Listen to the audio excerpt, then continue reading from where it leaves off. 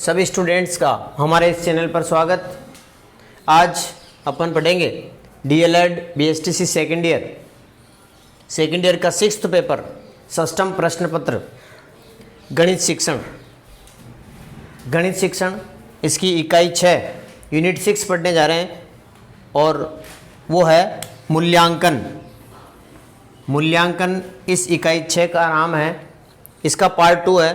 इसका एक पहला पार्ट बन चुका है, कुछ शेष इम्पोर्टेंट क्वेश्चंस रह गए थे, तो इस वीडियो में अपन उसको अच्छी तरह से समझने जा रहे हैं।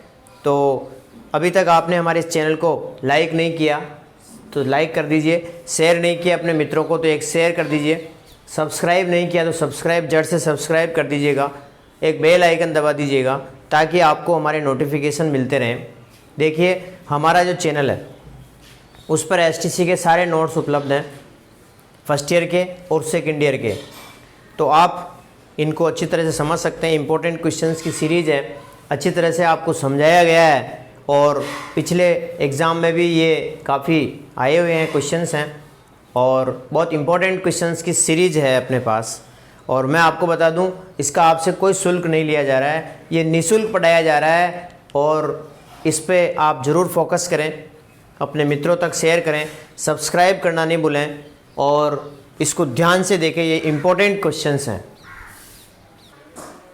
पहला क्वेश्चन, गुणात्मक टिप्पणी बच्चों के किन किन कार्यों पर लिखी जाती है? गुणात्मक टिप्पणी बच्चों के कौन कौन से कार्यों पर लिखी जाती है? तो सबसे पहले समझ लेते हैं गुणात्मक टिप्पणी क्या होती है। गुणात्मक टिप्पणी प्रत्येक बच्चे द्वारा किए गए कार्यों पर लिखी जाती है। बालक ने जो काम किया है, गृह कार्य दिया उसको, उसका आधार रेखा मूल्यांकन किया है या उसका कोई साप्ताहिक टेस्ट लिया है, उस पर टिप्पणी जो की जाती है वो गुणात्मक टिप्पणी होती है। यह टिप्पणी यह दर्शाती है कि बच्चे को जिस उद्देश्य से कार्य दिया गया था क्या उसने पूरा कर लिया है, कि वो बालक जिसको हमने जिस उद्देश्य को लेकर उसको दिया था काम, क्या उस बालक ने पूरा कर लिया है, या उस बालक का काम करने का तरीका सही है या नहीं है, ये चीज़ देखी जाती है गुणात्मक टिप्पणी में और ये लिखी जाती है। गुणात्मक टिप्पणी बच्चों के निम्नांकित कार्य और अभिलेखों पर लिखी जाती है। नंबर 1, आधार रेखा आकलन। आधार रेखा मूल्यांकन प्रपत्र पर गुणात्मक टिप्पणी की जाती है कि बालक ने कैसा काम किया है, बालक का स्तर कैसा है, सुधार की आवश्यकता है या उसको ये इतना नॉलेज और देने की ज़रूरत है, टिप्पणी, या उसने अच्छा काम किया, सुंदर, गुड, वेरी गुड, है ना। आगे देखो वर्कशीट, बालक की जो वर्कशीट है उसने कौन कौन से काम किए हैं वो वर्कशीट पर गुणात्मक टिप्पणी होती है। कक्षा कार्य पर हम बालक को जो पढ़ा रहे हैं ब्लैक बोर्ड पर, उस ब्लैक बोर्ड को पर लिखी हुई चीज़ को वो सही तरीके से लिख रहा है या उसमें मात्रा की मिस्टेक कर रहा है। गृह कार्य, होमवर्क जो हमने दिया है उसमें क्या मिस्टेक कर रहा है, उसकी अभ्यास पुस्तिका में ये गुणात्मक टिप्पणी लिखी जाती है। आगे देखो साप्ताहिक समीक्षा प्रतिवेदन। हर सप्ताह में बालक की समीक्षा की जाती है, उसका टेस्ट लिया जाता है, उसका मूल्यांकन किया जाता है, उसमें गुणात्मक टिप्पणी की जाती है। शिक्षक अनुभव डायरी, शिक्षक अनुभव की जो डायरी बनी हुई है, शिक्षक टीचर्स डायरी, उसमें लिखना। वार्षिक प्रगति प्रतिवेदन, बालक का जो वर्ष का जो प्रगति प्रतिवेदन है उसमें गुणात्मक टिप्पणी करना। क्वेश्चन नंबर 2, सतत एवं व्यापक मूल्यांकन से प्राप्त सूचनाएं अभिभावकों के लिए किस प्रकार उपयोगी हैं? बालकों का की जो सूचनाएं हैं उसका जो सतत और व्यापक मूल्यांकन जो किया जा रहा है बालक का वर्ष भर का, कि बालक क्या सीख रहा है, क्या पढ़ रहा है, उसकी चेक लिस्टें बनाना, उसका मूल्यांकन करना, ये अभिभावकों के लिए कैसे उपयोगी है, उनके पेरेंट्स के लिए किस प्रकार से उपयोगी है। तो देखिए सतत एवं व्यापक मूल्यांकन से प्राप्त सूचनाएं अभिभावकों के लिए निम्न प्रकार से उपयोगी है। किस प्रकार से उपयोगी है? नंबर 1, बालकों के नैतिक सपोर्ट के लिए, नैतिक सहयोग के लिए इस सीसी की जरूरत है, सतत एवं व्यापक मूल्यांकन की जरूरत है बच्चों को नैतिक सहयोग देने के लिए, यानी कि बालक का मोरल जो सपोर्ट है उसको देने के लिए, क्योंकि उसमें गुणात्मक टिप्पणी होती है ये, और पेरेंट्स को पता चलता है कि बच्चों का किस प्रकार से नैतिक विकास हो रहा है। शिक्षकों के प्रति विश्वास कि शिक्षक ने क्या पढ़ाया है, इसके बारे में भी पेरेंट्स को पता चले कि हमारे बालकों को गुरुजी क्या पढ़ा रहे हैं, उसके उस विश्वास को रखने के लिए भी ये जरूरी है। तीसरा, विद्यालय के प्रति विश्वास हेतु विद्यालय के प्रति भी उनका विश्वास बना रहे कि विद्यालय में वास्तव में पढ़ाई चल रही है, इसीलिए सतत एवं व्यापक मूल्यांकन की सूचनाएं अभिभावकों के लिए जरूरी होती है। चौथा, बच्चे क्या सीख रहे हैं, बच्चे क्या सीख रहे हैं और कैसे सीख रहे हैं, इसका पता भी लगाने के लिए अभिभावकों को सीसी से प्राप्त सूचनाओं की आवश्यकता पड़ती है।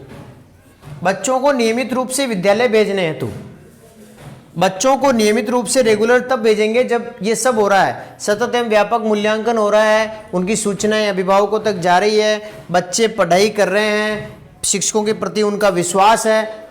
इस चीज़ के लिए भी तो विद्यालय में बच्चों को नियमित रूप से भेजने वास्ते भी सतत एवं व्यापक मूल्यांकन की आवश्यकता है। छठा, बालकों के सीखने में मदद करना। बालक क्या सीख रहा है उसकी मदद करने के लिए और गति बढ़ाने के लिए ये सतत एवं व्यापक मूल्यांकन की सूचनाएं अभिभावकों को देना जरूरी है और उनके लिए ये उपयोगी है। तीसरा क्वेश्चन वेरी इंपॉर्टेंट लगा लीजिएगा, वेरी वेरी इंपॉर्टेंट क्वेश्चन है।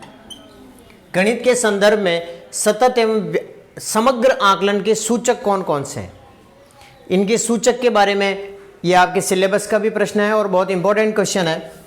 तो निम्न सूचकों के आधार पर शिक्षक को अवलोकन करके आकलन करना चाहिए कि बालक किस प्रकार से पढ़ाई कर रहा है, किस प्रकार से उसका एजुकेशन सिस्टम चल रहा है, किस प्रकार से वो बालक अपनी कक्षा में सक्रिय रह रहा है। तो नंबर 1, गणितीय निरूपण से अपन उसका आकलन कर सकते हैं। गणितीय मॉडलिंग, विजुअलाइजेशन, अनुमान लगाना, स्थानिकता, समस्या समाधान, गणितीय तर्कशीलता, गणितीय संप्रेषण एवं अभिव्यक्ति और गणितीय रुझान। तो गणितीय निरूपण से मतलब है कोई भी संख्या प्रतीक, कोई भी संख्या पद्धति, चित्र निरूपण, संख्या रेखा आदि से बालक जब पढ़ाई करने लग जाए तो हम उसका अवलोकन कर सकते हैं। ये भी एक सूचक है कि गणितीय निरूपण द्वारा। दूसरा आता है गणितीय मॉडलिंग द्वारा। मॉडलिंग से मतलब संक्रिया को कोई भी बालक ने कैलकुलेशन किया है उसको गणितीय संकेतों में बालक अभिव्यक्त कर सकता है, क्षेत्रफल ज्ञात कर सकता है, उसका परिमाप आदि के सूत्रों का उपयोग करने की उसमें समझ आ जाए।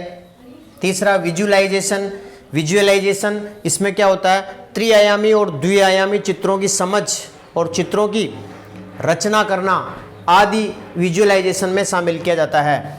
अनुमान लगाना, गेस लगाना, मानक और अमानक इकाइयों से माप का जब बालक अनुमान लगा सके, उसका गेस लगा सके, अंदाजा लगा सके, उससे मतलब है अनुमान लगाना। अब आता है स्थानिकता। स्थानिकता स्थान है ना, आकार एवं स्थान के आधार पर आकृतियों में विभेद करना और उनको पहचानना, ये होता है स्थानिकता। कोई भी की वस्तु का आकार क्या है, आयताकार है, वर्गाकार है, वृत्ताकार है, और फिर उसके स्थान के आधार पर आकृतियों में डिफरेंस करना कि ये आयत है, ये त्रिभुज है, ये वर्ग है, ये वृत्त है, उसमें विभेद करना और उनको पहचानना। समस्या समाधान, दैनिक जीवन की समस्याओं को समझना और तार्किक आधार पर उनको हल कर पाना। 7वां गणितीय तर्कशीलता, विविध प्रकार की डिल्स और पहेलियों को तार्किक ढंग से हल कर पाना, ये होता है गणितीय तर्कशीलता। गणितीय संप्रेषण एवं अभिव्यक्ति, इस बात को समझ पाना कि इस प्रश्न को ऐसे ही हल क्यों किया। जब ये बालक इस बात को समझ जाए तो समझना कि उसकी गणितीय संप्रेषण और अभिव्यक्ति अच्छी हो गई है, ये एक सूचक है।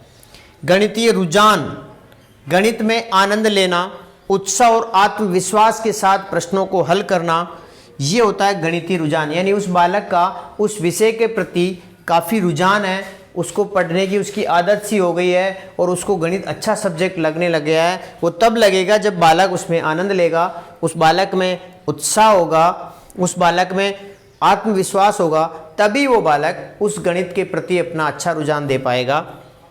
अब देखिए, इस सतत एवं व्यापक मूल्यांकन में ग्रेड दी जाती है। अब उन ग्रेड के 3 ग्रेडें होती है उसमें, ए, बी और सी। ए ग्रेड से मतलब बालक क्या करता है, स्वतंत्र रूप से उस चीज को समझ लेता है, उस सवाल को समझ लेता है, उस सूत्र को समझ लेता है, उस सूत्र कौन सा सूत्र लगेगा इस बात को समझ लेना ए ग्रेड की श्रेणी में आता है। बी ग्रेड में क्या होता है, शिक्षक की मदद से वो समझ पाता है, शिक्षक की मदद से वो कर पाता है, वो बी ग्रेड वाला स्टूडेंट होता है। और सी ग्रेड वाला, ये सीसी के अंदर 3 ग्रेडें होती है, ए बी सी। सीसी में क्या होता है, विशेषज्ञ मदद की आवश्यकता है, उस बालक को विशेष मदद की आवश्यकता है, विशेषज्ञ मदद की आवश्यकता है। तो सी ग्रेड, बी ग्रेड में शिक्षक की मदद की आवश्यकता, और ए ग्रेड में स्वतंत्र रूप से बालक खुद समझ लेता है, तो वो ए ग्रेड। चौथा क्वेश्चन, निम्न पर टिप्पणी लिखो, पोर्टफोलियो और चेकलिस्ट। चेकलिस्ट या पोर्टफोलियो पर टिप्पणी लिखो। पोर्टफोलियो क्या होता है, ये सीसी के अंदर आता है। सतत एवं व्यापक मूल्यांकन में एक पोर्टफोलियो एक अभिन्न अंग है, पोर्टफोलियो और चेकलिस्ट। तो पोर्टफोलियो के बारे में समझते हैं, बहुत बार एग्जाम में आया हुआ। पोर्टफोलियो क्या है, बालकों के पूर्व अनुभव, कक्षा कक्ष अनुभव और प्रकरण से संबंधित अनुभवों को जो उनकी प्रगति को दर्शाते हैं, इनका संग्रहण करना ही पोर्टफोलियो है। अब मैं आपको अपनी भाषा में समझा दूं कि बालक को पहले कितना ज्ञान है, अभी जो पढ़ाया जा रहा है क्लास के अंदर, उस बालक ने कैसा अनुभव किया है, उसको किस प्रकार से समझ में आया है, उसके बारे में जानकारी उस कार्यपत्रक के माध्यम से लेना, एक उनको सीट देना। उससे बच्चा क्या करेगा, उसमें लिखेगा, अपना अनुभव लिखेगा, अपनी कोई क्वेश्चन, कोई प्रश्न पूछें, अवलोकन करें, उसका मूल्यांकन करें, तो वो बालक उसमें वो लिखेगा। और उन सब कागज़ों को, उन सब पत्रकों को कलेक्शन करना और किसी प्रकरण से संबंधित अनुभवों को जो उनकी प्रगति को दर्शाते हैं, उन सब का संग्रहण करना ही पोर्टफोलियो है। एक फाइल बन जाती है, हर बालक की एक अपना पोर्टफोलियो होता है, हर विषय का अलग अलग होता है कि हिंदी में उसने क्या पढ़ा है, गणित में क्या पढ़ा है, विज्ञान में क्या पढ़ा है, वो उनका संग्रहण कर लेना पोर्टफोलियो है।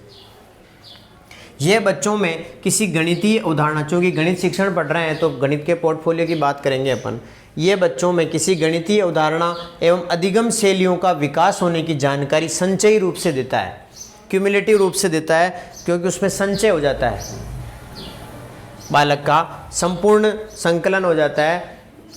यह बच्चों के अधिगम एवं प्रगति को दर्शाता है। शॉर्ट शब्दों में कहें तो यह बच्चों द्वारा समय समय पर किए गए कार्यों का एक संग्रह होता है, पोर्टफोलियो कहलाता है। पोर्टफोलियो होता है बालकों द्वारा समय समय पर किए गए कार्यों का संग्रह ही पोर्टफोलियो है। चेकलिस्ट, चेकलिस्ट भी बहुत बार एग्जाम में आती है। चेकलिस्ट क्या होती है, यह शिक्षण अधिगम के दौरान बच्चों के विशिष्ट व्यवहार क्रियाओं को दर्ज करने का एक व्यवस्थित तरीका है।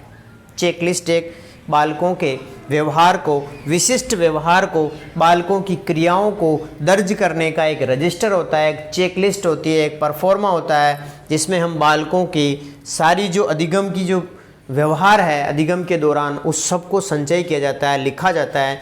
चेकलिस्ट अधिगम क्षेत्र के विकास होने की क्रमबद्ध सूची है कि बालक ने पहले रीडिंग किया, है ना, LSRW जो होता है ना, लिसनिंग, स्पीकिंग, LSRW, उसके बारे में क्रम से बालक ने पढ़ाई की है, यानी कि उसका एक क्रमबद्ध सूची है जो ये अभिलेखित करती है उस बालक के बारे में। यह विशेष अधिगम उद्देश्यों की प्रतिसूचना उपलब्ध कराता है। विशेष अधिगम उद्देश्य को की सूचना बताता है कि बालक इस उद्देश्य में, इस अधिगम उद्देश्य में इंटेलिजेंट है, इसमें उसको शिक्षक की आवश्यकता है। बच्चों द्वारा कब और कैसे कौशलों को सीखा है, इसके बारे में उसमें अभिलेख होता है। बालकों के रुझान की जानकारी प्राप्त होती है इसके माध्यम से कि बालक कितना कमज़ोर है, उसको कितनी और आवश्यकता है। तो ये इम्पोर्टेंट क्वेश्चंस इस पार्ट में समाप्त होते हैं। आपने हमारे वीडियो को अभी तक लाइक नहीं किया तो लाइक ज़रूर कर लें, अपने मित्रों तक शेयर करें ताकि उनका भी भला हो सके, और सब्सक्राइब करना नहीं भूलें। आप सबका बहुत बहुत धन्यवाद।